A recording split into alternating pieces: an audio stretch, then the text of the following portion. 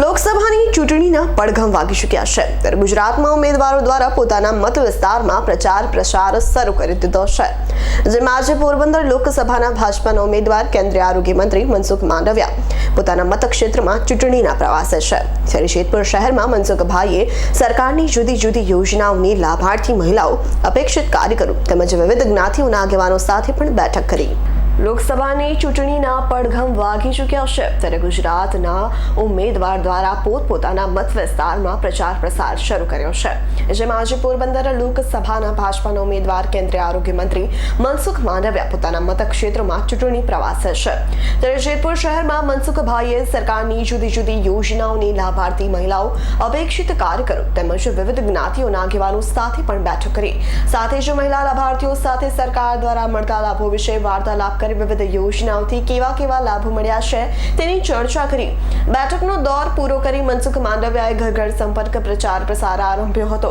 જેમાં તેઓની સાથે એમએલએ જયેશ રાદડિયા પ્રદેશ યુવા મોરચાના અધ્યક્ષ પ્રશાંત કોરાટ તેમજ ભાજપાના આગેવાન કાર્યકરો મોટી સંખ્યામાં જોડાયા ઢોલ નગારા સાથેના પ્રચારમાં મનસુખ માંડવિયાએ ઠેર ઠેર ખૂબ સારો આવકાર મળ્યો હતો અને મતદારોએ કુમકુમ તિલક કરી ફૂલ વર્ષા તેમજ હાર તોરા દ્વારા વધાવ્યા એમએલએ જયેશ રાદડિયા પ્રશાંત કોરાટ અને મનસુખ માંડવિયા દ્વારા શહેરના ગોંદર વિસ્તારમાં ઘર ઘર સંપર્ક દરમિયાન લાભાર્થીના ઘરે પંગતમાં બેસી ભોજન લીધું ચૂંટણી પ્રવાસ અંગે મનસુખભાઈએ જણાવ્યું કે તેઓ ઘર ઘર સંપર્ક અભિયાન દરમિયાન જનતાનો ભાજપા પ્રત્યેનો વિશ્વાસ જોયો જેથી ભારતીય જનતા પાર્ટી 370 થી વધુ અને એનડીએને 400 થી વધુ બેઠકો જીતશે અને ફરી એકવાર મોદીજીના નેતૃત્વમાં સરકાર બનશે મારા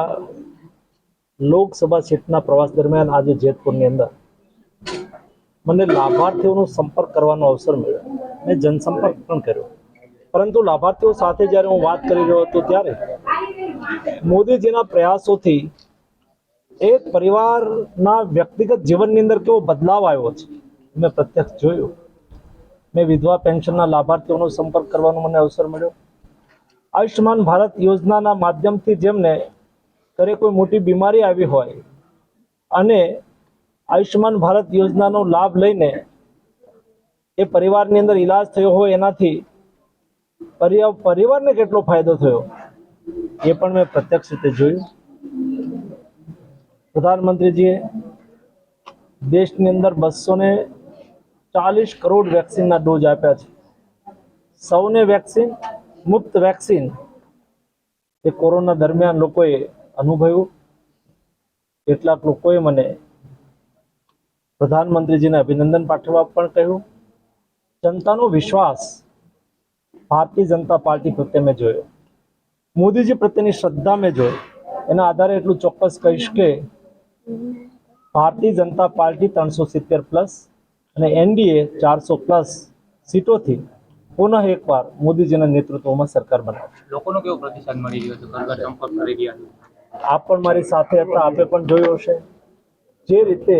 તમામ જ્ઞાતિ જાતિ વર્ગ સમુદાયના લોકો પોતાના દરવાજે આવીને